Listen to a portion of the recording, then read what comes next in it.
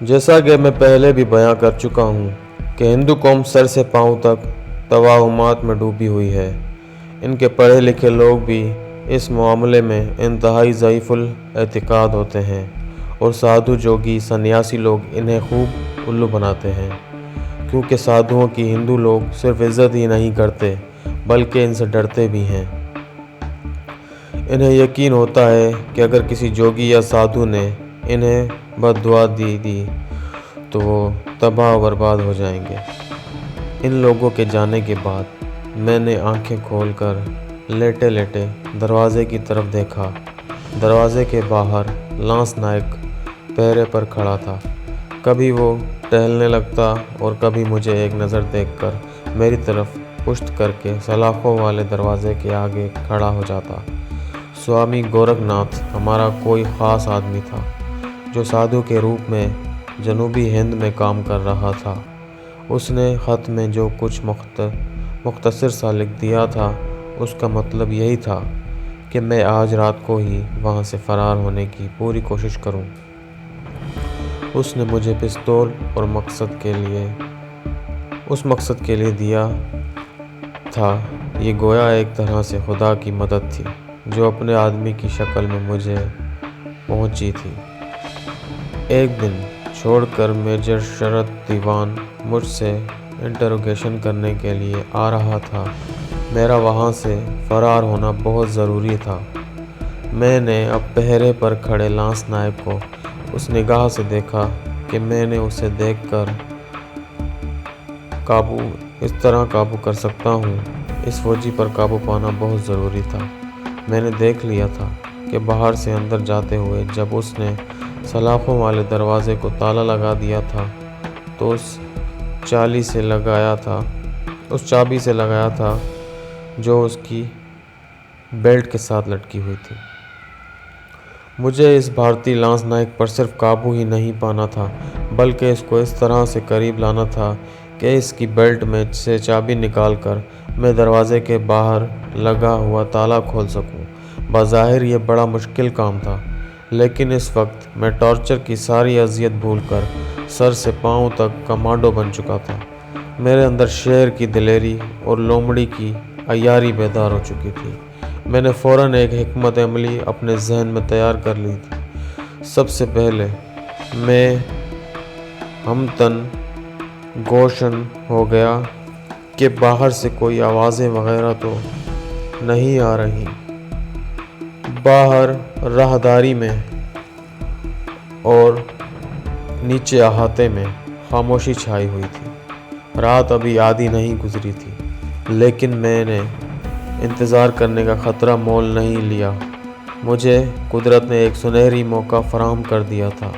اب مجھے اس سنہری موقع پر پورا فائدہ اٹھانا تھا۔ مجھے اس حقیقت کا بھی احساس تھا کہ اگر یہ موقع میں نے ہاتھ سے گنوا دیا تو پھر میری موت یقینی ہے، اور میں دشمن کی قید میں نہیں مرنا چاہتا تھا۔ میں نے اپنے سوچے سمجھے منصوبے پر عمل کرتے ہوئے آہستہ آہستہ کراہنا شروع کر دیا۔ میرے کراہنے کی آواز پر لانس نائک نے پلٹ کر میری طرف دیکھا۔ میں اٹھ کر بیٹھ گیا۔ میں نے کراہتے ہوئے، مجھے پانی لاؤ، پانی پلاؤ، میں مر رہا ہوں، پانی پانی۔ لانس نائک یہ دیکھ چکا تھا کہ مجھ پر سوامی جی نے بڑے منتر پھونکے ہیں۔ سوامی جی اور کیپٹن جوشی کے درمیان جو گفتگو ہوئی تھی وہ اسے بھی سن چکا تھا۔ اسے یہ بھی معلوم تھا کہ مجھ سے کیپٹن صاحب نے بڑے قیمتی راز معلوم کرنے ہیں اور مجھے ہر حالت میں زندہ رکھنا ہے۔ چنانچہ اس نے کہا، لاتا ہوں پانی۔ یہ کہہ کر وہ دروازے سے ہٹ کر راہداری میں ایک طرف چلا گیا۔ میں نے اس کے قدموں کی آواز سے اندازہ لگایا کہ وہ چند قدم چلا گیا تھا۔ وہاں پانی کی کوئی بالٹی وغیرہ رکھی ہوئی ہوگی۔ جب واپس آتے ہوئے اس کے قدموں کی آواز آنے لگی تو میں اٹھ کر دروازے کی سلاخوں کے پاس آ کر کھڑا ہو گیا۔ لانس نائک ٹین کے ڈونگے میں میرے لیے پانی لے کر آیا تھا۔ مجھے سلاخوں کے پاس کھڑے دیکھ کر بولا، پیچھے ہٹو۔ میں ایک قدم پیچھے ہٹ گیا۔ لیکن میں نے ایسا زاویہ بنا لیا تھا کہ جہاں سے کمانڈو ایکشن میرے لیے مشکل نہیں تھا۔ اب سارا کام پھرتی کا تھا۔ لومڑی کی عیاری سے میں نے کام لیا تھا، اب چیتے کی تیزی اور پھرتی کی ضرورت تھی۔ سارا کام 1 سیکنڈ کا تھا۔ اس 1 سیکنڈ میں اگر میرا وار پڑ گیا تو بیڑا پار، نہیں پڑا تو میری موت سامنے کھڑی تھی۔ بھارتی لانس نائک نے ڈونگے والا ہاتھ سلاخوں کے اندر سے میری طرف بڑھایا۔ اس کے ساتھ ہی ایک بجلی چمکی۔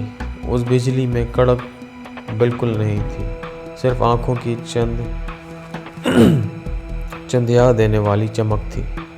مجھے یقین ہے بھارتی لانس نائک کو یہی محسوس ہوا ہوگا جیسے اس کے سامنے ایک بجلی سی چمک گئی۔ اس کے بعد اسے کوئی ہوش نہیں رہا۔ میں نے اس کے بازو کو دونوں ہاتھوں سے پکڑ کر اتنی زور سے اندر کی طرف کھینچ کر دبا دیا کہ اس کا ماتھا لوہے کی سلاخوں کے ساتھ زور سے ٹکرا گیا۔ میں نے اس کا بازو چھوڑا نہیں تھا، چھوڑ بھی نہیں سکتا تھا۔ دوسرے لمحے میرا ایک بازو سلاخوں سے باہر جا کر اس کی گردن کے گرد لوہے کے شکنجے کی طرح جکڑا گیا۔ گردن کو جکڑنے کے ساتھ ہی میں نے اس کی گردن کو دوسرا جھٹکا دیا۔ وہ اتنا طاقتور فوجی بھی نہیں تھا۔ جنوبی بھارت والے فوجی بھی دبلے پتلے مریل سے ہوتے ہیں، اس کے لیے میرا ایک جھٹکا بہت تھا۔ اس کی گردن ایک طرف کو ڈھلک گئی۔ میں نے فوراً اس کی بیلٹ میں لٹکی ہوئی چابی کو پکڑ کر زور سے کھینچا اور چابی میرے ہاتھ میں آ گئی۔ میں نے بڑے آرام سے لانس نائک کے بے جسم کو نیچے فرش پر ڈال دیا اور ہاتھ باہر نکال کر تالے کو چابی لگائی۔ تالا کھل گیا۔ ساتھ ہی میری خوشی اور میری خوش قسمتی کا دروازہ بھی کھل گیا۔ میں نے جیب سے پستول نکال کر مضبوطی سے اپنے ہاتھ میں پکڑ لیا تھا۔ اب مجھے صرف اتنا احساس تھا کہ اس عمارت کے پیچھے کوئی ریلوے لائن ہے جہاں سے دن کے وقت اور رات کے وقت بھی کبھی کبھی شنٹ کرتے ریل کے ڈبے گزرا کرتے ہیں۔ اس کی طرف سے کبھی کوئی ریل گاڑی شور مچاتی نہیں گزری تھی۔ اس کا مطلب تھا کہ اس طرف کوئی کارخانہ تھا جس کے احاطے کے اندر تک ریلوے لائن بچھی ہوئی تھی۔ یہ ریلوے کا ہی کوئی کارخانہ ہو۔ مجھے اسی جانب اتر کر فرار ہونا تھا۔ میں دبے پاؤں رواں-داری میں آ گیا۔ راہداری میں ایک بلب دیوار کے ساتھ روشن تھا۔ اس کی روشنی تک نہیں جاتی تھی، دور تک نہیں جاتی تھی۔ میں اس طرف جھک کر چلنے لگا۔ مجھے ریلوے انجن کے شنٹ کرنے کی آوازیں آیا کرتی تھیں۔ راہداری آگے بند ہو گئی۔ یہاں 3 فٹ اونچی دیوار تھی۔ میں نے بائیں جانب گردن ذرا سی اٹھا کر دیکھا۔ یہ فوجی کیمپ یا ریجمنٹ کے ہیڈ کوارٹر کا احاطہ تھا۔ احاطے میں 3-4 فوجی گاڑیاں ایک جانب دیوار کے ساتھ کھڑی تھیں۔ ٹین کی چھت کے آگے کھمبے پر بلب جل رہا تھا۔ یہاں ایک جیپ کھڑی تھی۔ کچھ دور مجھے ایک فوجی بہرہ دکھائی دیا۔ میں جلدی سے نیچے ہو گیا اور دیوار پر سے سر نکال کر دوسری طرف جھانک کر دیکھا۔ ایک منزل نیچے مجھے دور جلتے کسی بلب کی روشنی میں ریل کی پٹریاں نظر آئیں۔ میں دوسری منزل پر تھا۔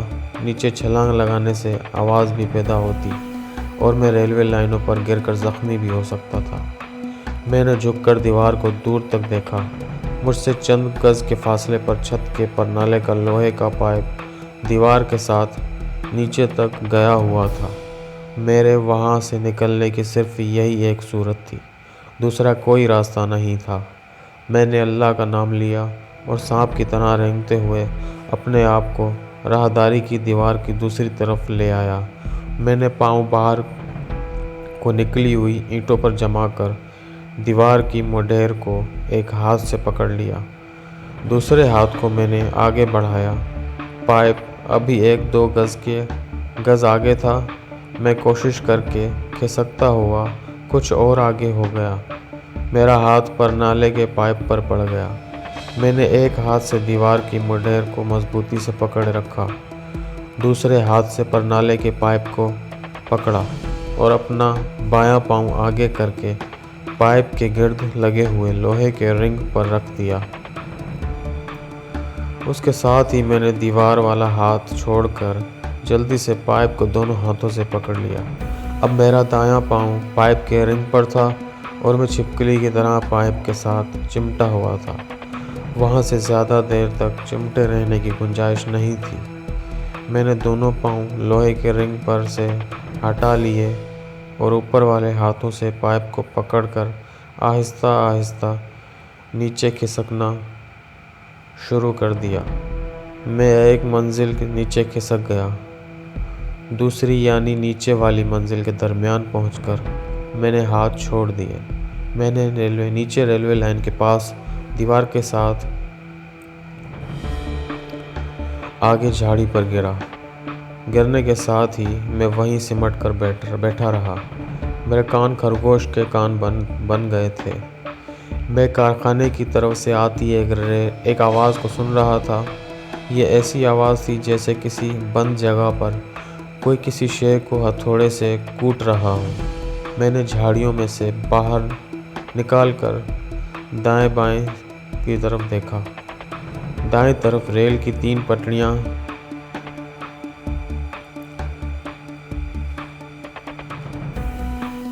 تھیں۔ وہاں کھمبے پر بلب روشن تھا۔ بائیں جانب ریل کی پٹریاں علاقے میں جاتی معلوم ہو رہی تھیں۔ ضرور اس طرف یا تو ریلوے کا کوئی چھوٹا سا اسٹیشن تھا یا پھر مال لادنے اور اتارنے والے پلیٹ فارم تھے۔ میں جلدی سے ریلوے لائن کے ساتھ ساتھ بائیں جانب تیز تیز قدموں سے چلنے لگا۔ ریل کی پٹریاں پہلو میں جگہ تھوڑی سی تھی۔ اس پر جگہ جگہ جھاڑیاں اگی ہوئی تھیں۔ میں زیادہ تیز چل نہیں سکتا تھا، مگر میں 1 سیکنڈ کے لیے بھی وہاں رک نہیں سکتا تھا۔ آگے جا کر لائنوں کا جال پھیلنا شروع ہو گیا۔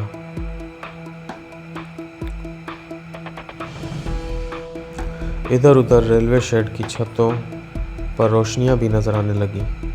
میں ان سے بچتا ریلوے لائنوں کے اوپر سے گزر کر مشرق کی جانب دیوار تھی اس طرف آ گیا۔ اس دیوار کے اوپر اندھیرے میں کہیں کہیں روشنی تھی۔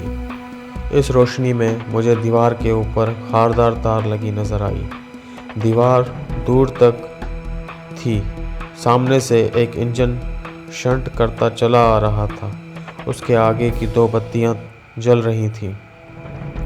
میں جلدی سے دیوار کے ساتھ لگ کر بیٹھ گیا۔ انجن بھاپ چھوڑتا چھک چھک کرتا مجھ سے تھوڑے فاصلے پر سے گزر گیا۔ اس کے جاتے ہی میں اٹھا اور دیوار کے ساتھ چلنے لگا۔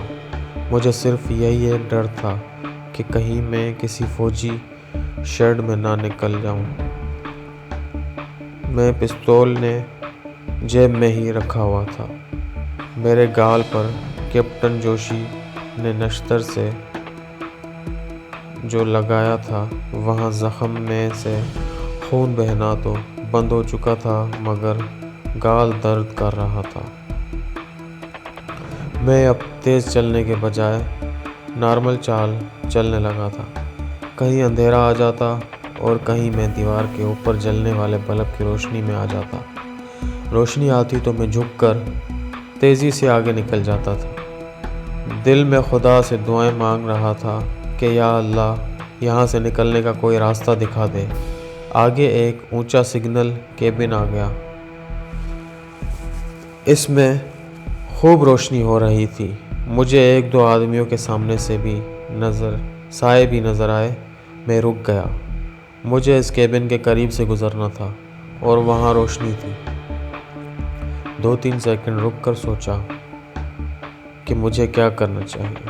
میں زیادہ دیر تک رک بھی نہیں سکتا تھا۔ مجھے جلدی سے جلدی اس علاقے سے نکل جانا چاہیے تھا۔ آخر یہی فیصلہ کیا کہ انجان بن کر خاموشی سے نکل جاؤں۔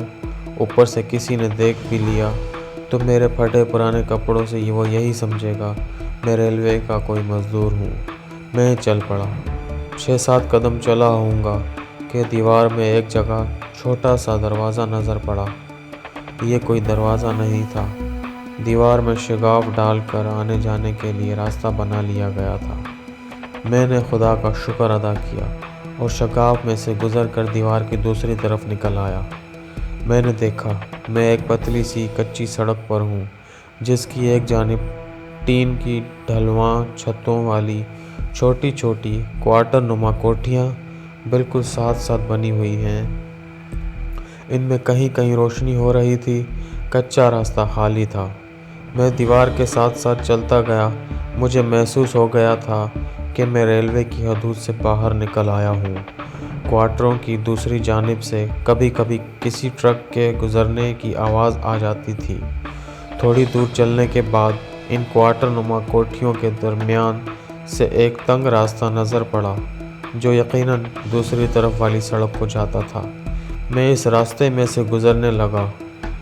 یہاں اندھیرا تھا اور کوٹھیوں کے پہلو کی اونچی اونچی دیواریں تھیں۔ یہ راستہ ختم ہوا تو سامنے بڑی سڑک تھی۔ سڑک کی بتیاں جل رہی تھیں۔ ایک بس اسٹاپ کا کھوکھا خالی پڑا تھا۔ مجھے کوئی اندازہ نہیں تھا کہ میں شہر کے کس علاقے کی طرف نکل آیا ہوں۔ اتنا مجھے معلوم تھا کہ پانڈیچیری کا ساحل سمندر کے شہر کے مشرق کی جانب ہے۔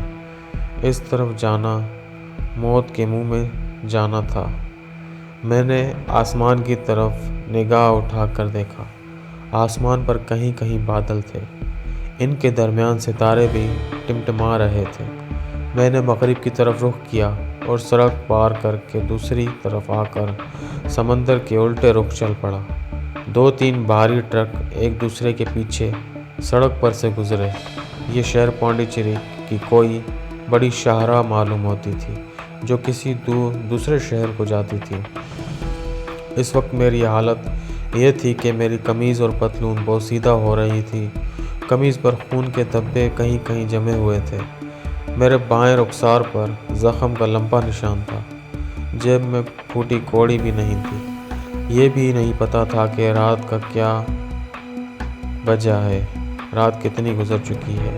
سڑک پر سے تھوڑی تھوڑی دیر بعد گاڑیاں گزرتی جاتی تھیں۔ جب ایک بس بھی گزر جس کی چھت پر بھی مسافر بیٹھے تھے۔ یہ دیہاتی کسان معلوم ہو رہے تھے۔ سڑک پر دونوں طرف بتیاں جل رہی تھیں۔ ان گاڑیوں سے اندازہ ہوا کہ رات ابھی زیادہ نہیں گزری۔ مجھے بہت جلد کسی جگہ چھپ جانا چاہیے تھا کیونکہ فوجی ٹارچر چیمبر 5 سے میرے فرار کا کسی وقت بھی راز فاش ہو سکتا تھا، اور اس کے بعد شہری پولیس فوجی پولیس کو میری تلاش میں نکلنا پڑتا۔ مجھے کوئی ٹھکانہ نظر نہیں آ رہا تھا۔ میں نے پتلون کی جیب سے کاغذ کی وہ گولی نکالی جسے میں نے ٹارچر سیل میں ہی جیب میں ڈال لیا تھا، جو مجھے سوامی جی نے دی تھی۔ اس نے کہا تھا کہ اس پر وہ پتہ لکھا ہوا ہے جہاں پہنچ کر تم نے گنگو نام کے بیرے سے ملنا ہے، اور اس کے واسطے کوڈ ورڈ سوامی جی نے جے جے سیتا رام بتایا تھا۔ میں نے ایک جگہ سڑک پر روشنی میں کھڑے ہو کر کاغذ کی گولی کھول کر پڑھا۔ اس پر لکھا تھا جے بھارتی بنڈار، رمیا جی اسٹریٹ، گولکر، پانڈیچیری۔ اس کے لکھا تھا۔ میں نے کاغذ دوبارہ جیب میں ڈال لیا۔ میری پتلون کی پچھلی جیب میں سوامی جی کا دیا ہوا چھوٹا پستول اسی طرح پڑا تھا۔ اسے چلانے کی نوبت ہی نہیں آتی تھی۔ اس میں میگزین بھرا ہوا تھا۔ میرے فرار کا علم ہو جانے کے بعد کسی بھی چوک یا ناکے پر پولیس تلاشی کے دوران یہ پستول میرے لیے مصیبت کا باعث بن سکتا تھا۔ میں اسے پھینکنا بھی نہیں چاہتا تھا کیونکہ یہ مجھے کسی ناگہانی آفت سے نجات بھی دلا سکتا تھا۔ اب مجھے یہ معلوم کرنا تھا شہر میں گول کر کا علاقہ کون سا ہے؟ کیونکہ اسی علاقے میں کوئی جے بھارتی بھنڈار تھا جو یقیناً کوئی ریسٹورنٹ تھا، اور وہاں مجھے گنگو نام کے بیرے یا ویٹر یا ریسٹورنٹ کے ملازم سے رابطہ پیدا کرنا تھا جو یقیناً اپنا ہی آدمی تھا۔ میں نے جیسے جیسے آگے بڑھ رہا تھا سڑک پر کچھ رونق نظر آنے لگی تھی۔ میں اس رونق سے بچنا چاہتا تھا، چنانچہ میں سڑک سے ہٹ کر فٹ پاتھ پر چلتے ہوئے، یہاں کہیں کہیں اسٹور نما دکانیں تھیں۔ ایک جگہ فٹ پاتھ پر چائے اور پان سگریٹ کا کھوکھا تھا۔ اس کے سامنے فٹ پاتھ پر دو مدراسی صرف دھوتیاں پہنے، چائے کے گلاس ہاتھوں میں لیے بیٹھے بیڑی پی رہے تھے۔ میں نے سوچا کہ یہ عام قسم کے آدمی ہیں، ان سے پتہ پوچھنا چاہیے۔ میں نے ان کے پاس چلا گیا۔ دونوں نے میری طرف دیکھا۔ میں نے وہاں عام ہندوستانی بول چال میں پوچھا کہ گول کر کہاں ہے؟ مجھے گول کر جانا ہے۔ ان میں سے ایک نے بازو سے ایک طرف اشارہ کیا اور بولا، ادھر کو جائے گا، ادھر ایک روڈ کراس کر لے گا، سامنے والا باجو گول کر کو جائے گا۔